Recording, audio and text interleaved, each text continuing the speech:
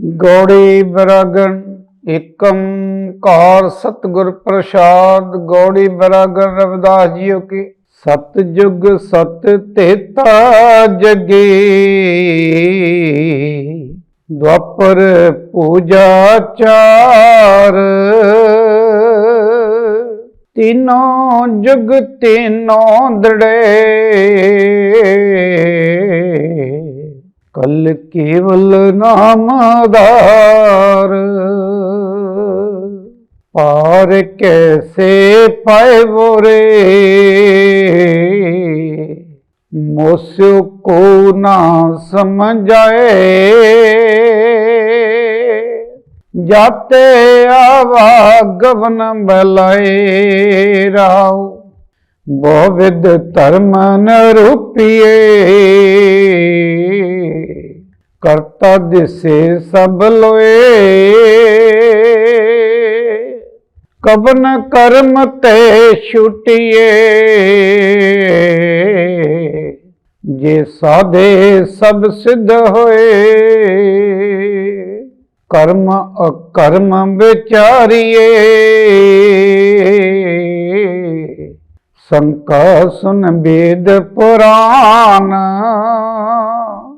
संसार सद हृदय बसे,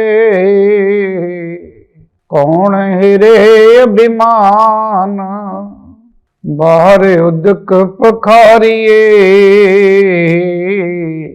कट पीतर विविध विकार, शुद्ध कबन पर होए बो, सुच कुंचर विद व्यवहार,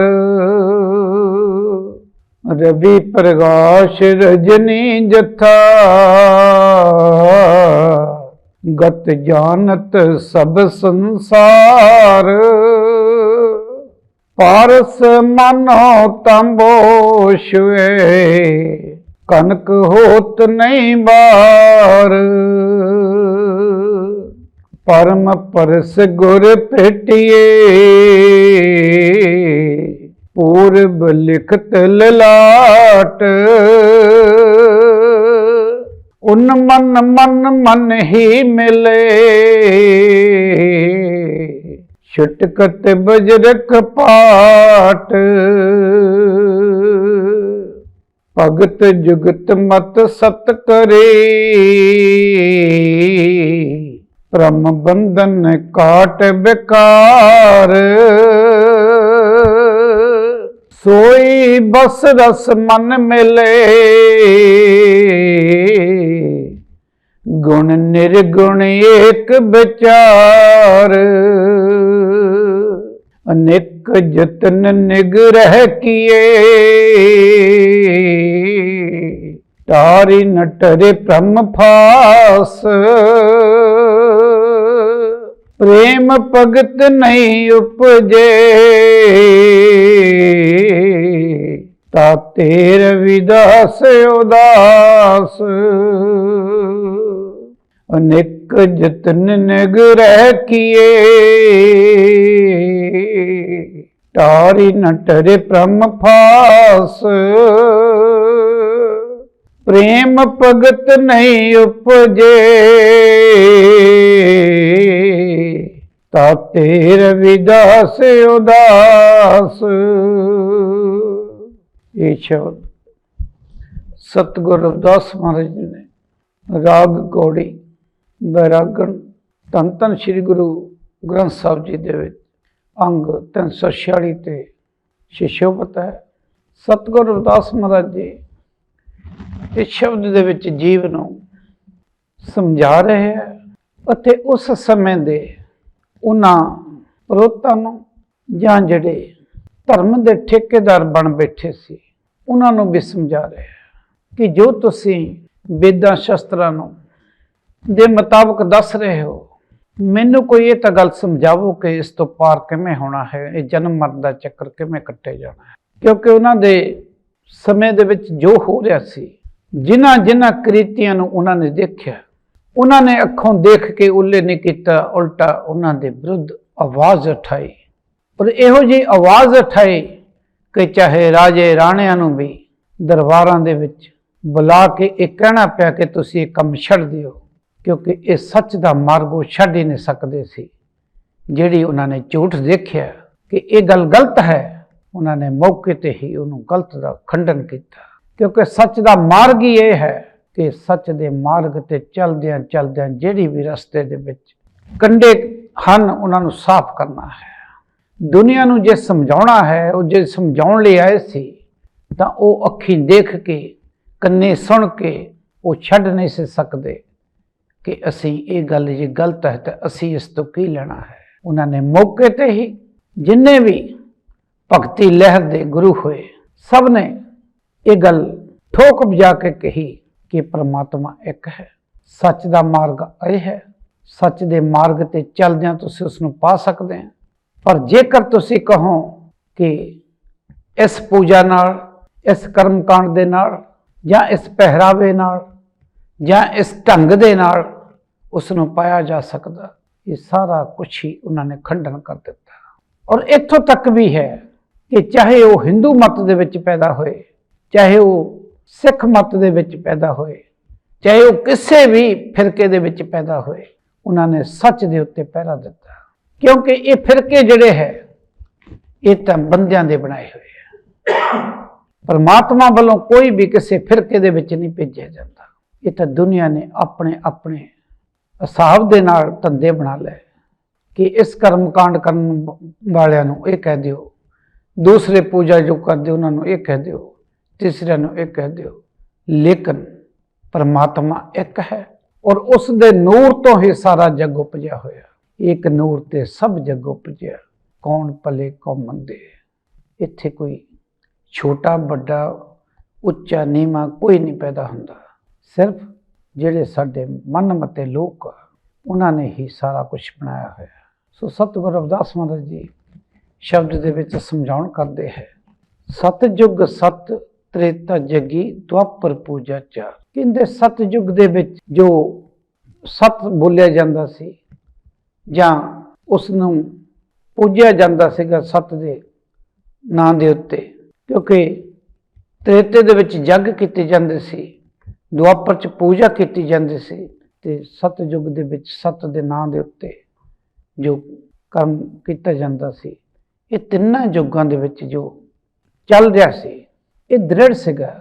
ਇਹ ਤਿੰਨੋਂ ਆਪਣੇ ਆਪਣੇ ਦੇ ਵਿੱਚ ਪੱਕੇ ਸੀ ਤੇ ਕਲਯੁਗ ਦੇ ਵਿੱਚ ਕਹਿੰਦੇ ਨਾਮ ਦਾ ਆਧਾਰ ਹੈ। ਇਹ ਪੰਡਤ ਤੂੰ ਦੱਸ ਰਿਹਾ ਕਿ ਕਲਯੁਗ ਦੇ ਵਿੱਚ ਨਾਮ ਲੈਣਾ ਹੈ।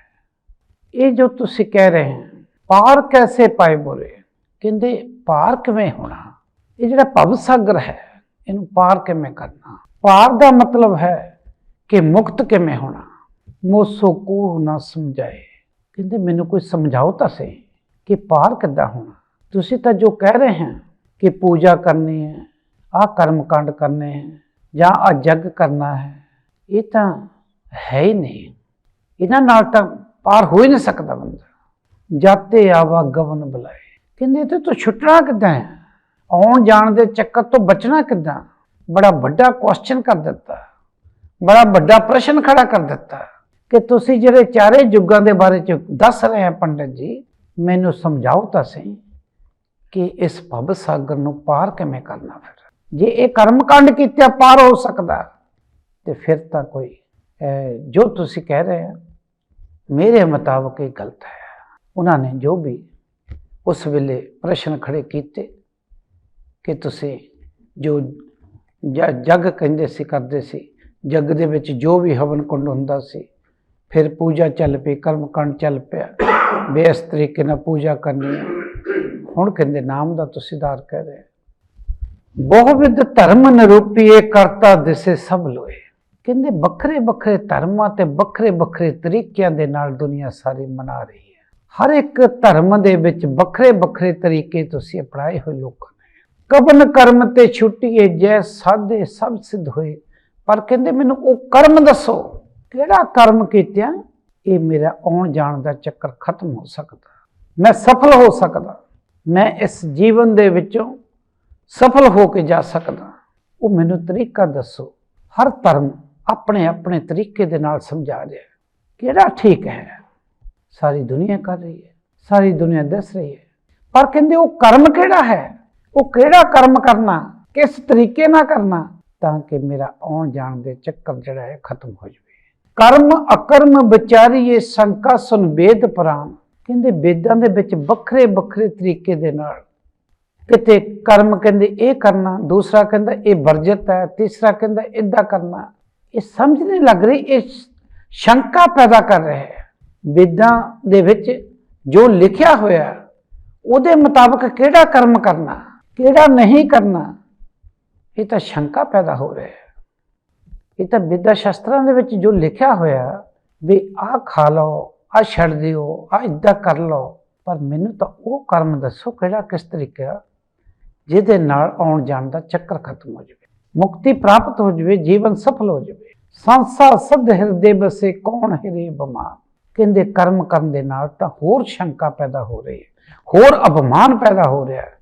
किवें छुटांगे, मेरे मन का जिहड़ा शंका है, मेरे मन का अपमान जिहड़ा है, हंकार जिहड़ा है, वो किवें खत्म होवेगा, क्योंकि असीं तां कर्म जिहड़ा करके साडे विच होर उल्टा हंकार पैदा हो रहा कि तीर्थां ते चले जाओ, वो कहंदा मैं तीर्थ भरम कर लिया, मैं आ दान पूजा कर ली, आ मैं जग कर लिया। ये सारे लोक दिखावे दे काम जिहड़े है, इन्हां दे नाल तां मुक्ति प्राप्त नहीं हो सकती। ये तां उल्टा अपमान पैदा हो रहा, अपमान हंकार पैदा होके ये किद्दां खत्म होगा, मैनूं वो तां दसो। बाहर उदक पखारीए घट भीतर विविध विकार, कहते बाहर तो पानी लैके जो घट्टा होगा वो तो साफ हो जाऊगा, बाहरों नहा लिया तीर्थां ते जाके, पर अंदरले जिहड़े विकार आ वो किवें नहा के उतर सकते हैं। अंदरले विकार जिहड़े साडे आ, पाप जिहड़े आ जो साडे च कुरीतियां कर करके भरे हुए आ, जो साडे विषय विकारां दे विच असीं पाप कर बैठे हैं, वो किवें अंदरले पाप किद्दां लथणगे। बाहरला तो पानी दे नाल धो लवांगे तन नूं, अंदरले किवें होगे। शुद्ध कवन पर होए वो सुच कुंचर विद विहार, कहते इस तरीके दे नाल लग रहा कि मैं सुच्चा किवें होवां, तीर्थ ते नहा के जाके सुच्चा मेरा इस तरह का लग रहा जिवें जिहड़ा हाथी है वो कहते पहला नहा लैंदा फिर बाहर आके उपर घट्टा पा लैंदा। साडा भी उही हाल है, एक असीं काम करके हटते हैं, दूसरा उत्थों 10 पुट्ठे काम साडे च हंकार पैदा हो गया, अपमान हो गया, लोक दिखावा हो गया, कर्म कांड दे विच फस गए। ये इहो जे काम जिहड़े आ इहदे नाल तां शुद्ध असीं हो ही नहीं सकते कदी, क्योंकि अंदरले विकार तां साडे वो नाम दे नाल उतरने हैं। क्योंकि जिहड़ा घट्टा साडे ते पैंदा ये तां धोता जा सकदा पानी नाल, पर जिहड़ी मन दी मैल है वो तां इस तरीके दे नाल तीर्थ नहाया उतर नहीं सकदी। रवि प्रकाश रजनी जत्था गत जानत सब संसार, कहते सारी दुनिया जानदी हो कि जदों सूरज ने चढ़ना तो हनेरे ने अलोप हो जाना। ये तरीका जिहड़ा है सब नूं पता कि दिन ते रात उहदे बनाए हुए, एक ने रहना दूसरे नहीं रहना। सूरज प्रकाश होगा तो हनेरा खत्म हो जाएगा।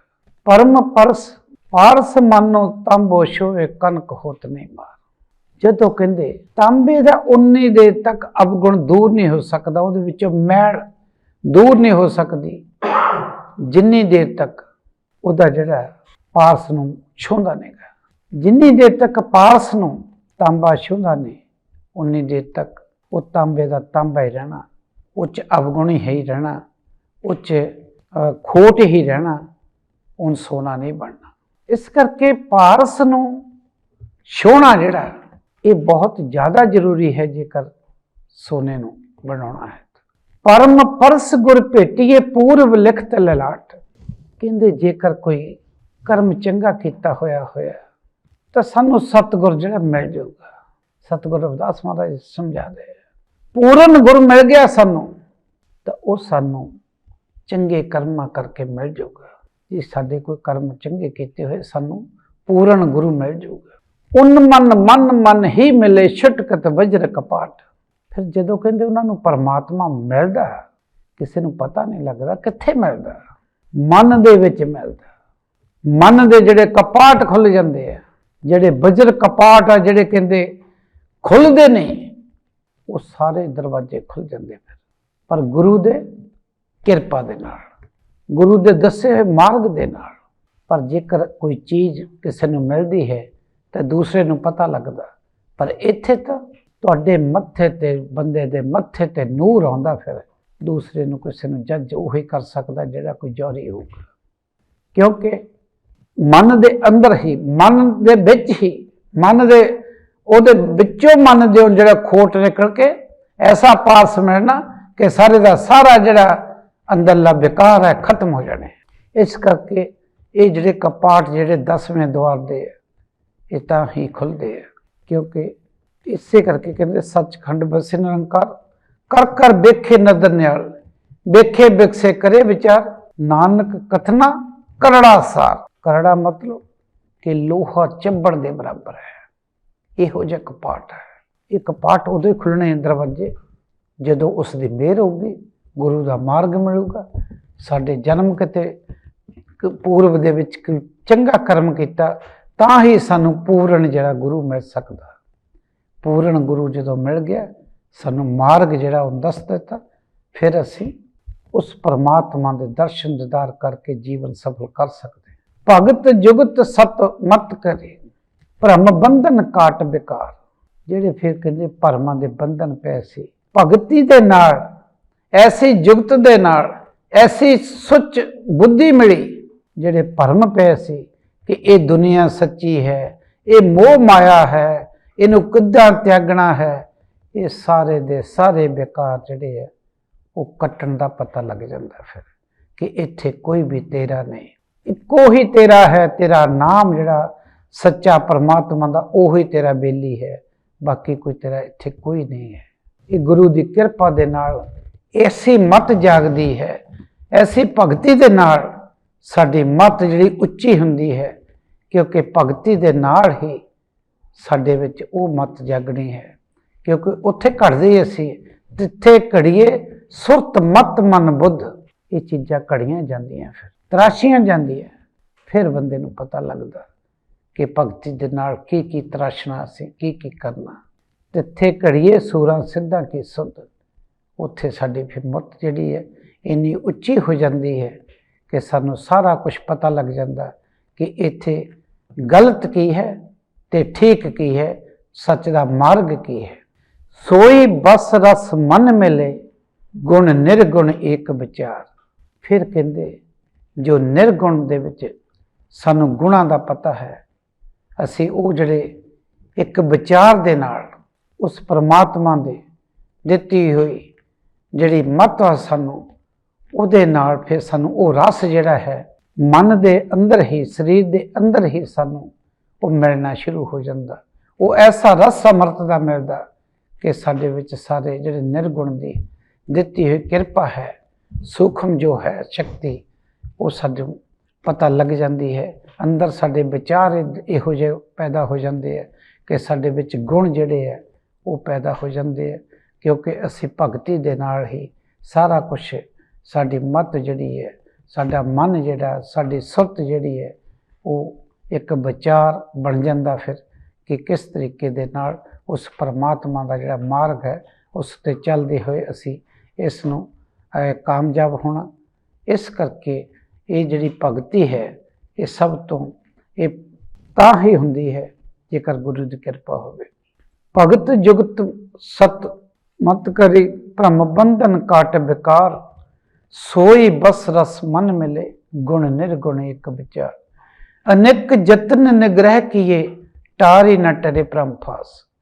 ਕਹਿੰਦੇ ਬਹੁਤ ਯਤਨ ਕੀਤੇ, ਪਰ ਜਿਹੜੀ ਭ੍ਰਮ ਦੀ ਡੋਰ ਸੀ ਇਹ ਟੁੱਟਦੀ ਨਹੀਂ ਸੀ, ਟੁੱਟ ਨਹੀਂ ਰਹੀ।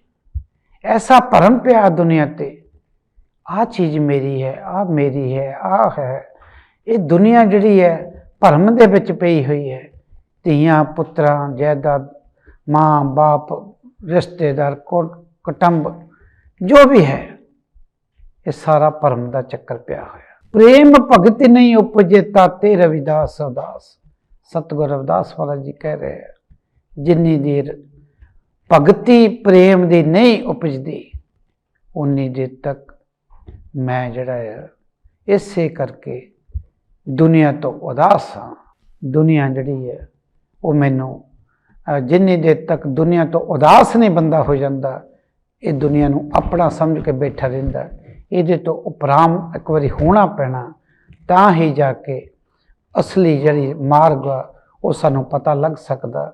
सो सतगुरु रविदास महाराज दे इस शब्द तो कि सारा कुछ उन्होंने ये विच दस्या कि इस तरह हो सकता है, तो इसनों अपनाते हुए कि असी कर्मकांड तो बचीए, असली अपने अंदरले जिहड़े बेकार आ उन्होंने खत्म करिए, काम क्रोध लोभ मोह हंकार नूं मारिए, इच्छावां नूं खत्म करिए, भरम जिहड़ा दुनिया का मोह माया का है इनू छड्डिए, फिर जाके साडा जीवन का जिहड़ा मार्ग है वो सफल हो सकता। नहीं तो वेदां शास्त्रां नूं पढ़ पढ़ के जिन्ना मर्जी कर लईए कुछ नहीं बन सकता जिन्नी देर तक असी अमल दे विच नहीं लियाउंदे, क्योंकि बहुत ज्ञान दीयां गल्लां लिखियां होईयां हैं, लेकिन उन्होंने करना किवें है, वो किवें होऊगा, वो सारा कुछ सतगुरु रविदास महाराज जी ने दस्सण दी कोशिश की है। और उस वेले उन्होंने शब्द दे विच जो समझाया है, इस शब्द दे राहीं जो समझाया है, सानू ये समझण दी लोड़ है कि कर्म कांडां दे नाल भेखां दे नाल कुछ भी नहीं बन सकता।